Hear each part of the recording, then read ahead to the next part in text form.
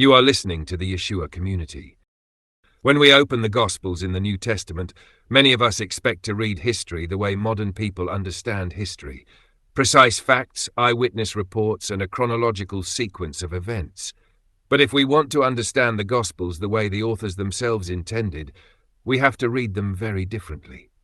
We have to think like ancient Jews, not like modern historians. The Gospels grow out of a Jewish storytelling tradition, even though they were written in Greek, and for a diaspora audience several decades after the crucifixion of Yeshua, also known as Jesus. They are Jewish in their form, in their way of thinking, in how the stories are structured, and in what the storytellers want to achieve. They are not primarily concerned with giving us facts, but with conveying meaning. They are theological narratives, not scientific reports. To understand this, we need to look at how ancient Jews used stories. Stories carried wisdom, ethics, reflection on Torah, and hope for God's future kingdom. They could be dramatic, poetic, symbolic, or hyperbolic. When a rabbi told a story, the question was never, what happened exactly? But what does this mean? What does it teach us? The Gospels work in the same way.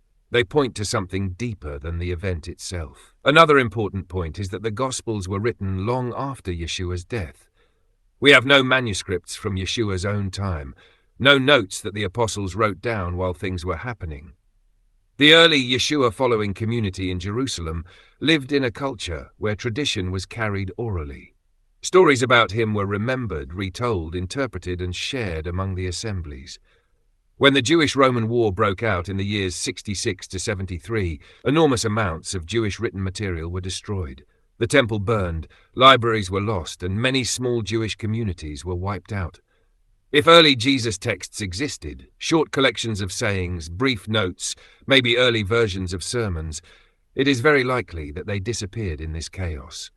Yet the stories survived because they were rooted in oral tradition. And later, in the decades after the war, they were written down in the form we now know as the Gospels. Does this mean everything from before the war is gone? Not necessarily.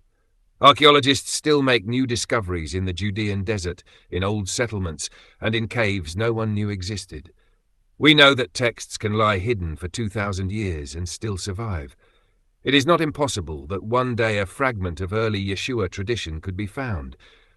Perhaps a few sayings, a short teaching, something written down before everything was destroyed. When we understand this, reading the Gospels becomes something other than searching for precise history.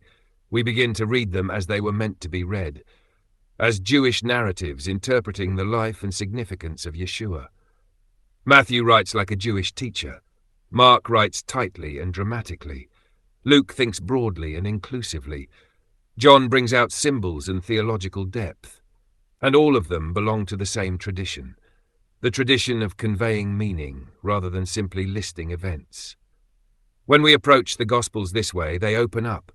They stop being texts we have to defend historically and become stories that reveal what Yeshua's life meant to those who first told them and what it may still mean for us today.